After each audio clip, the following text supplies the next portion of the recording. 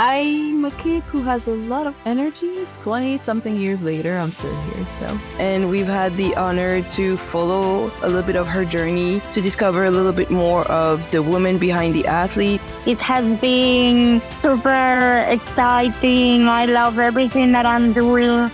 How do you handle that mentally? Because longevity in sport is something that's difficult to achieve. I always say I'm 20 years old with 21 years of experience. So there you go. Hey everyone, Jamie here. We're gonna try something different. We've now interviewed over 350 exceptional women athletes from over 55 countries around the world. So what we're gonna do is we're gonna mash up conversation. Let's jump in.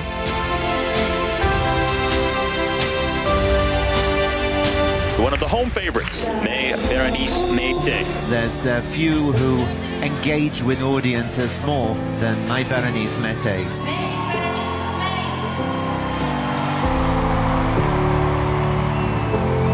Hello, everybody. Thank you, Jamie, for having me. It's a pleasure and an honor to be your co-host for this fourth season of Flame Bearer. For those of you who don't know me, my name is May. I'm a French figure skater, two-time Olympian, six-time national champion. On the side, I did my studies, and today I'm here to co-host that amazing podcast. Yes, let's go. I'm a kid who has a lot of energy, so my parents were like, okay, you need to pick a sport that you'll do, so then you'll exhaust yourself a little bit, so then we can get to sleep at night. And I told them figure skating.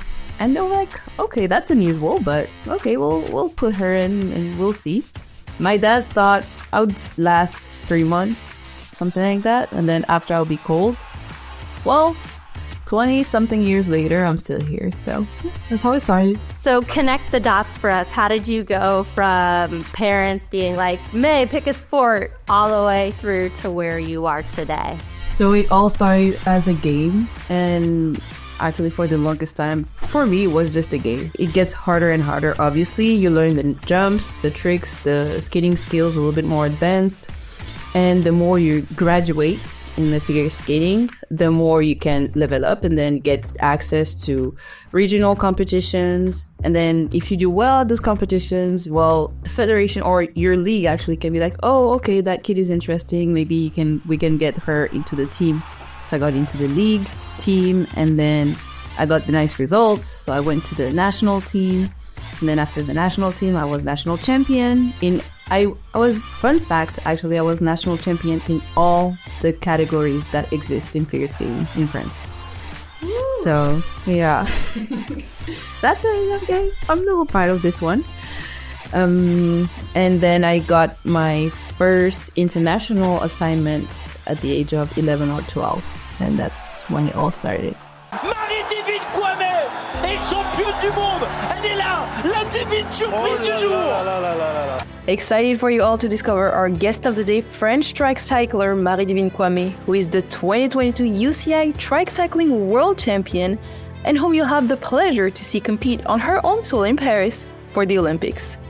I can't wait for you to discover her sparkly personality and her unique approach on staying focused by finding the perfect balance in much more than just her athletic life. My name is Marie-Devine Kwame.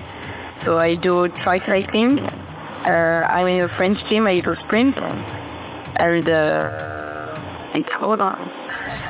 What brought you into the sport? What made you get started into track cycling? I don't really know if it's, the destiny or the other, but I meet my first coach at when I start to go to school. So I meet him and he say, oh, you can do cycling, go in my club, and you for fun, for the beginning it was for fun. And I thought like that, and I like it, so I continue so, until now.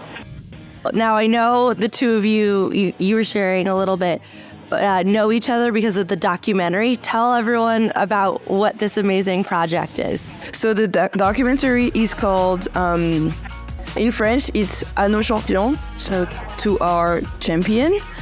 And basically it's a way to honor and thank all the amazing athletes that are giving their life and putting in the work to get ready for the Olympics and showcasing a little bit of the behind the scenes and everything that they go through. And Marie-Devine is one of them. And she's amazing because the thing that she didn't say is that she is a world champion. She is a part of the French team. She recently got qualified for Paris, and we've had the honor to follow a little bit of her journey to discover a little bit more of the woman behind the athlete, because she is a woman of many talents. She is an athlete, yes, but she has some businesses also that, if she doesn't mind sharing, would love to discover more about that too. Tell us about them. Yeah. I have a lot of pressure, so I love to do some photography. So when I have some free time, I do in the concert, and I take some photos, videos. I do, for my own time, I do some videos on my YouTube channel to share my quotidien. How do you juggle all of that? That is so much. For me, it's really easy because I need to do all this stuff to be okay. I cannot be focused on just one thing. I have to do many stuff to be okay in my head. So it's like easy. I go to training, I train, and after training, I do what I like. I do something to have some extra money because it's important too. Maybe for thinking about after the career, what I can explore, what I can do. So, for me, it's easy to do. Super simple. República Dominicana con tiempo de 2:19:01.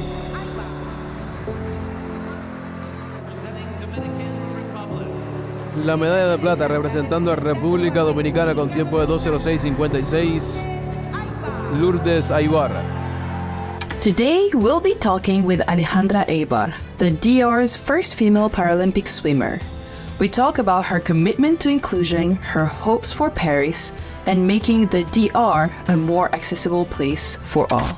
I'm Alejandra Aybar. I'm a Paralympic swimmer from the Dominican Republic, getting ready to compete in the Paralympic Games in Paris 2024. In which sport are you going to compete in the Paralympics?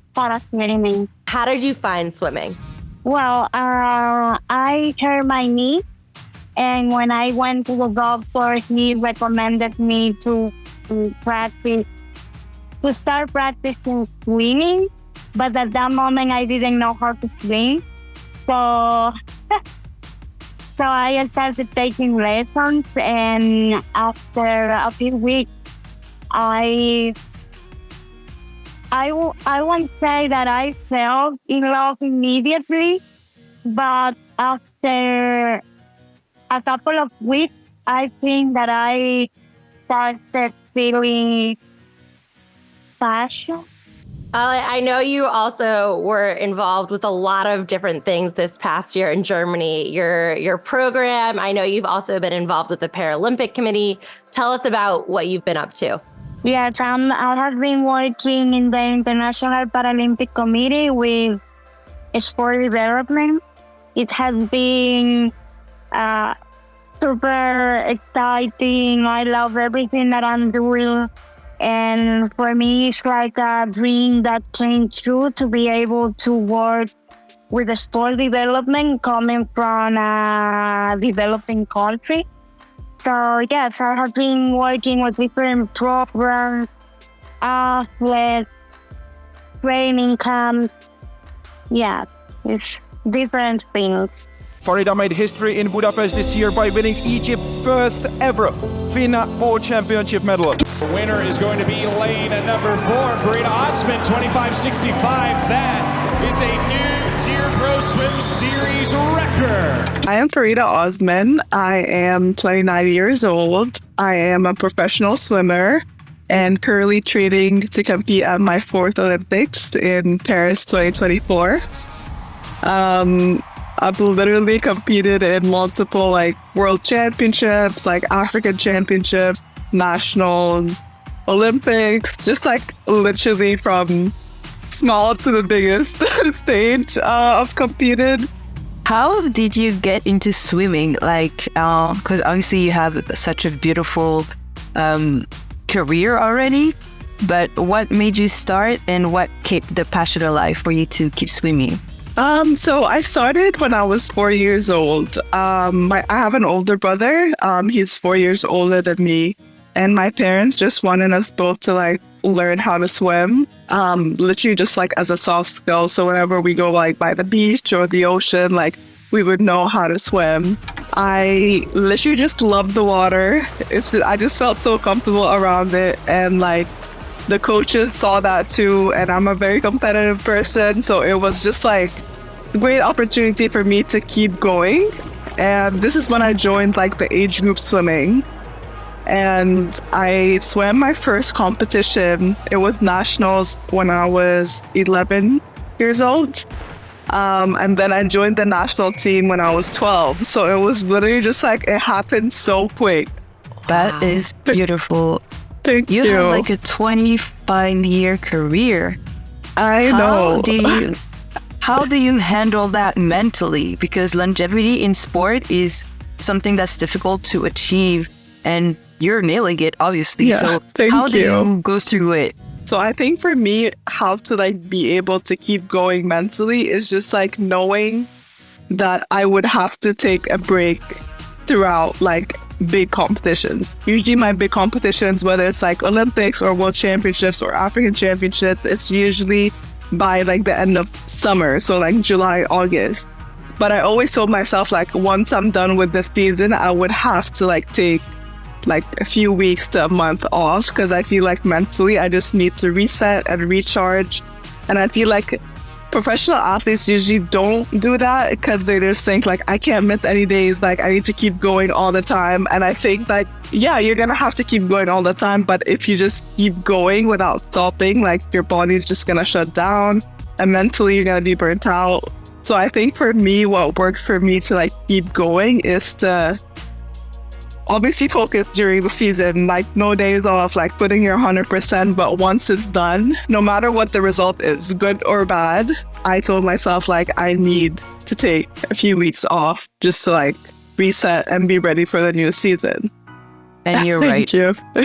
We do not take the time to rest. Yeah. Like, keep going until we're down. So words of advice here. This week, the renowned judoka welcomes Fatao to the dojo. Asma Nyang has won several gold medals during her tour. The athlete is training martial arts licensees all week in Papeete. So I am Asma Nyang, an Olympic athlete, Rio, Tokyo. I participated in Rio 2016 and Tokyo 2020 with COVID. My journey is a bit unusual, a bit quirky because the Olympic dream came to me late.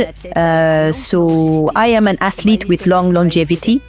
Tell us more a little bit about your journey, because still today you're still doing judo. So you haven't said your age. I don't know if you can, but if you can tell us your age, everything that you've gone through, and a little bit more about your journey as an athlete.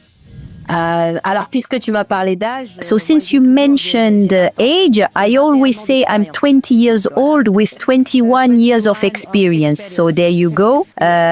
21 years of experience. Yep, 41 years old. I love it. I'm always 20. So I know I have long longevity because I always have a child spirit. I always wanted to play and noticed when I was little that in our society, the only adults who really play are high-level athletes. That is to say, they're adults and who play. And I've always been fascinated by athletes because I've always loved to play. And I found that the only ones who still play are athletes. Would you see yourself maybe working with more federations as a whole and different countries as well to share your knowledge? Because that's definitely something many athletes would need and benefit from. Yes. Yes, it's true that I am an African athlete. And it's true that I contribute a lot, whether it's North Africa or Sub-Saharan Africa. And I see a lot of human potential that is not tapped into due to lack of structure, all that. And it's true that I am more focused on young girls, women actually. and sports, not necessarily at a high level. And sports wellness, sports for self-confidence, wellness to educate, wellness. And so I want to push that a bit, and I'm already doing a lot of shows.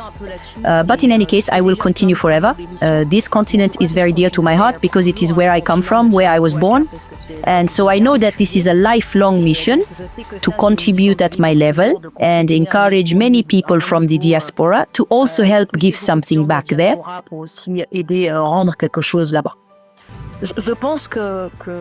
I think things have evolved a bit for women's sports, but I feel that sometimes people might think it's because nobody watches.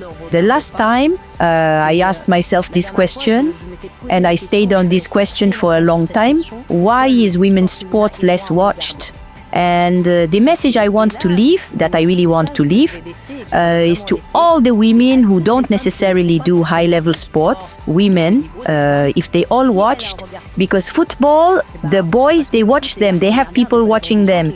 That means in the end, these women need them, meaning it's also these women who should give us strength to increase this visibility. Because I've looked at it from all sides. We don't have sponsors because nobody watches us. I've thought about where this comes from, and I realized we don't have a fan base. For me, on Instagram, 15% of my followers are women. 15% statistics of women follow me. That's the reality. And yet, I'm a woman, I talk about certain things. Maybe it's because I don't talk about things that could interest women, but they could very well give strength just by watching a woman do this. And I think it comes from that. The fact that I also bring attention to the side of women who are there, whether they're feminists or they want to uplift other women. But in fact, these athletes need them, you, to watch them, so we have more visibility, more strength. That women, we help each other with this. And especially, specifically in sports. Que les femmes, on s'entraide là-dessus. Et surtout, spécifiquement dans le sport. Thanks for tuning into Flame Bearers Best Of. If you like what you're hearing, please leave us a positive review wherever you listen to your podcast. Massive thank you to Maé for being such an incredible co-host this entire season. An exciting update for you. Maé recently launched her own company, The Detail Studio by Maé, which is all about body optimization, detail work, mobility, flexibility, and choreo. Definitely check it out. If you're not following the Flame Bearers channel, covering resilient women Olympians and Paralympians, hearing about their struggles, hopes, and triumphs, you don't know what you're missing. Subscribe and watch new episodes of Flame Bearers now.